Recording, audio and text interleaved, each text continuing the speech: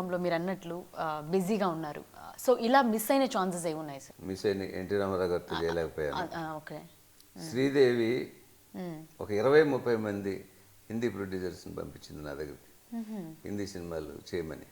మెడ్రాస్కి వచ్చారు అందరూ, ఎందుకనో కుదరలేదు, చేయలేకపోయాను. నేనే కొంచెం నాన్స్తూ ఉండేవాడిని.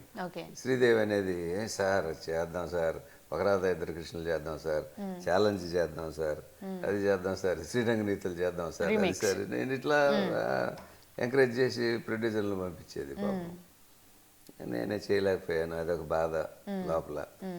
రాజ్ కపూర్ కంపెనీ నుంచి నాకు ఫోన్ వచ్చింది, అదొకటి మిస్ చేశాను. నిజంగా రాజ్ కపూర్ లాంటి ఆర్కే బ్యానర్లో చేస్తుంటే నిజంగా చాలా బాగుండేది. ఇట్లాంటివి కొన్ని జరిగినాయి. అంటే లాంగ్వేజ్ ప్రాబ్లం ఒక్కటే, లాంగ్వేజ్ ప్రాబ్లము. బాగా బిజీగా ఉన్నానండి అసలు 3 hours 4 hours నిద్ర, అట్లా ఉన్నాను.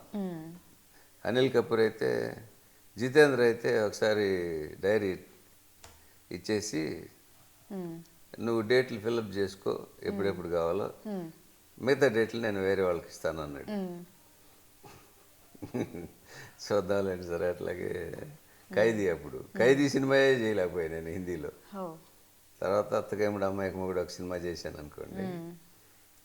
అట్లా పెద్ద పెద్ద హీరోలు, పెద్ద పెద్ద సినిమాలు, పెద్ద పెద్ద బ్యానర్లు ఈ మిస్ అయ్యాను.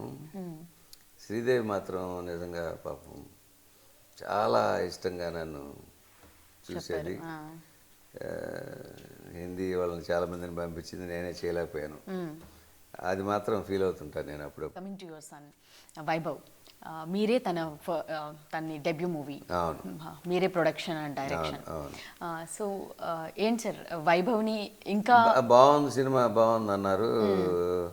సినిమా బాగానే హౌస్ఫుల్స్తో ఆడింది ఒక 1 week దాకా.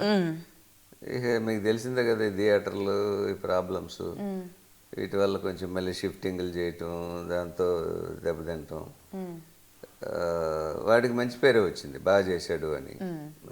కృష్ణ గారే ఫోన్ చేసి చెప్పారు నాకు, శోభబాబు ఫోన్ చేసి చెప్పాడు, అందరు ఫోన్లు చేసి చెప్పారు. కానీ నేను పెట్టిన డబ్బులు రాలేదు. అయినా కూడా మళ్ళీ ఇంకొక సినిమా చేశాను, కాస్కో అని. అది అంతే, పెట్టిన డబ్బులు రాలేదు. అందుకని ఇక స్విచ్ ఆఫ్ చేశాను. ప్రొడ్యూసర్గా మనకి కష్టం, మన వల్ల కాదు అని చెప్పి అసలు మా అబ్బాయికి చెప్పేశాను, నేను ప్రొడక్షన్ చేయను,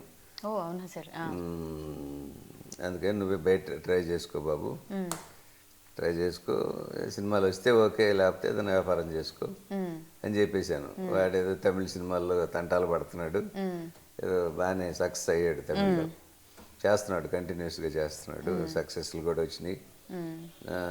ఇప్పుడు కూడా ఆన్ సెట్స్ ఒక 2-3 సినిమాలు ఉన్నట్టున్నాయి. ఓకే.